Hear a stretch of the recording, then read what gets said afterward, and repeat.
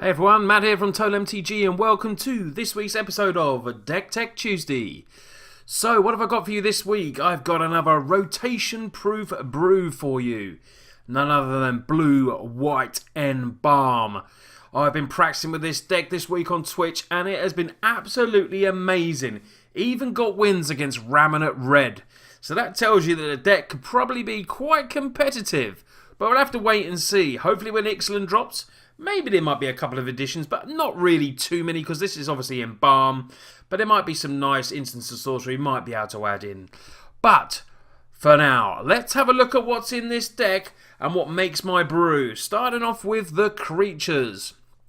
So like I said, we want Embalm, we have Eternalize as well, because it's all about bringing stuff back from the graveyard once we've used the value of it in the actual battlefield itself. We don't mind Wraths, we don't really like Exile. Exile's not really our friend, but Decking Stone is going very soon. Descend upon the Sinfuls is going as well, so there is some cards that are definitely going that will definitely be good for our deck. So we start off with a 4 of Sacred Cat, 1/1 with lifelink, and you can embalm this very cheaply back for 1 single white. One of the main cards of the deck that is absolutely great for the combo that we have with Aetherflux Reservoir is the Anointer Priest. When a creature token enters the battlefield with this creature under your control, you gain 1 life. So the triggers happen. Now, if you don't believe that this can really gain a lot of life, seriously go and watch the replays of it over on Twitch. And there will be a gameplay video hopefully showcasing that this Friday on Friday Night Magic. So Anointed Priest is a 1/3 for 1 and a white. The Embalm costs 4. If you've got multiples of these on with Anointed Procession as well, the triggers just keep going. You gain lots of life. And if you can't win just by attacking with your creatures, maybe you can do with Aetherflux Reservoir like we did earlier today as well. We also have 4 of Adorned Pouncer. There's quite a few cats in this deck as well. This is a 1/1 with double strike, has Eternalize for 3 double white. You can bring it back as a 4/4 zombie cat. 4/4 with double strike. Very, very good. And maybe for that 5 mana with Anointed Processions out, you know what Anointed Procession does. It will double those tokens, gain life with Anointer Priest. The combos are just absolutely brilliant with this deck. So on to the next set of creatures. Starting off with a 4 of Champion of Wits.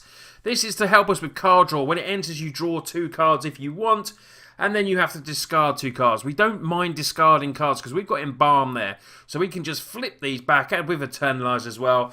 And it's just, it's not really a downside for us. We also have a 3 of Vizier of Many Faces.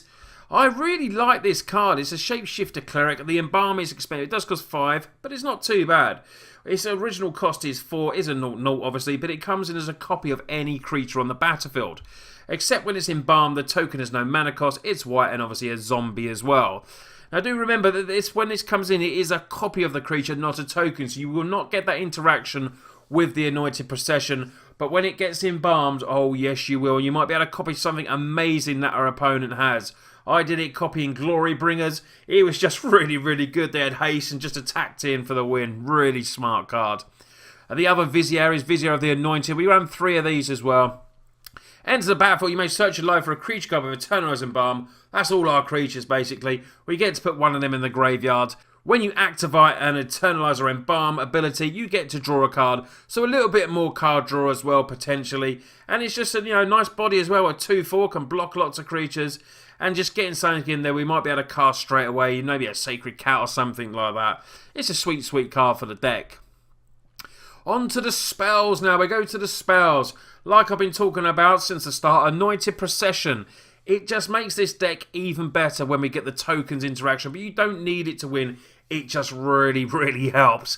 It is part of that combo when you've got there with the tokens coming in, hopefully gaining lots of life. With the Aetherflux Reservoir is there, where you gain 1 life for each spell you cast that turn, and then maybe you can just whack your opponent with the 50 life, which I've managed to do just once or twice at the moment, but I feel like potential is there to do it a lot more.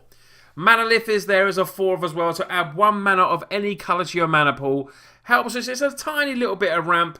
It's questionable, I've been using this, I have been sideboarding out, but it's a good card if we don't need it to actually sideboard out. But it has been helping out in some games where we've needed that extra bit of mana.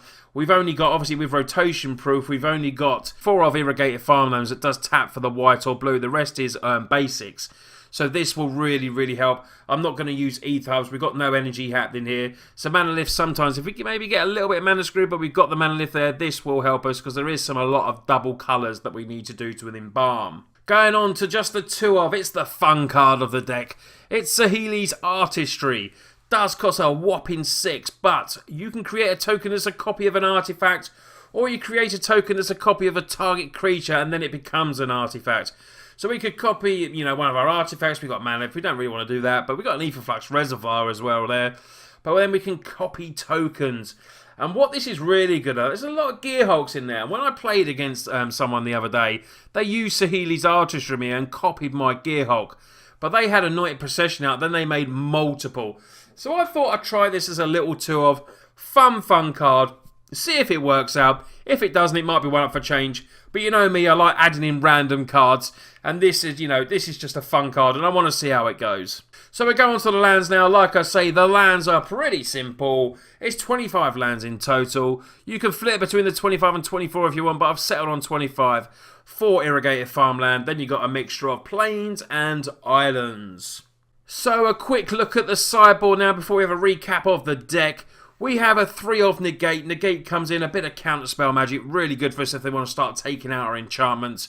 So we do run 3 of them. I was thinking about a playset, but I needed to make space for something else. So I'm setting for 3 at the moment.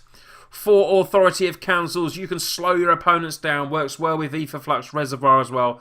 That extra bit of life gain, it really does help against those speedy red decks, as I found in practice. Really, really good card. If you can knock this down turn 1, absolutely brilliant. A 1 of Forsake the Wily, you get to exile target artifact or enchantment, which makes that card just, very adaptable and very good.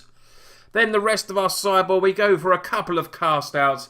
Obviously, opponents do play this a lot, so this is one of the exiles that really hurts us, but it does cost 4 mana, but we run our own there for a 2 of, maybe annoying Planeswalkers that we just can't deal with. Our own Planeswalker is a 3 of Gideon of Trials. We can, potentially protect this, put on there until we're ready to just maybe combo off, protect it, keep getting that life gain, use that emblem, or, maybe in control matchups we can just use it as the 4/4 beta and just attack our opponent with it. Fumigate, we run a 2 of.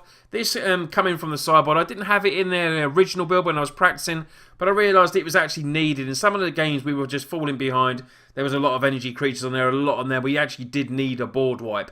So Fumigate, even if we've got a couple of, our creatures out, we can also Embalm or Eternalise back, so it doesn't really hurt us too much. But Fumigate gains 1 life, on theme with the deck, and we've got it in there as a 2 of. Blue White Embalm. I really, really do like this deck. It is probably one of the stronger ones that I've built for rotation proof. Just by going from the practice where I say like I beat Raminant Red, I beat a control deck, UW Approach, it really did do very well against those sort of decks in practice. So, this is something that you can take maybe to an F&M, see how good you think it is, but please build it. It's not, I wouldn't say it's overly expensive. Gideons are out there as well. For nothing off the top of my head, there's probably a really expensive card that I'm not even thinking about. But it's not overly expensive as far as standard goes.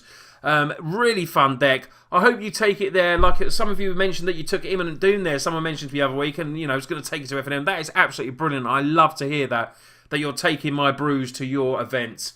Absolutely love it. That's like the ultimate compliment you can absolutely give me as well, guys. Anyway, this has been Deck Tech Tuesday. I hope to hear lots of stories of you embalming creatures and bringing them back from the graveyard and storming your opponents with those zombies. I really hope you like the brew. Please give it a thumbs up. Don't forget to go and follow me on Twitch. The links are all below. You can see loads of me gameplay. I stream maybe 7-8 times a week. So, different times of the week. Sometimes double stream on Mondays. It is always a double stream on Monday and on Thursday as well. So I hope to see you all there. Anyway, guys, don't forget to press that subscribe button if you're new to us. You lot take care, and I'll see you with this deck on Friday's gameplay video.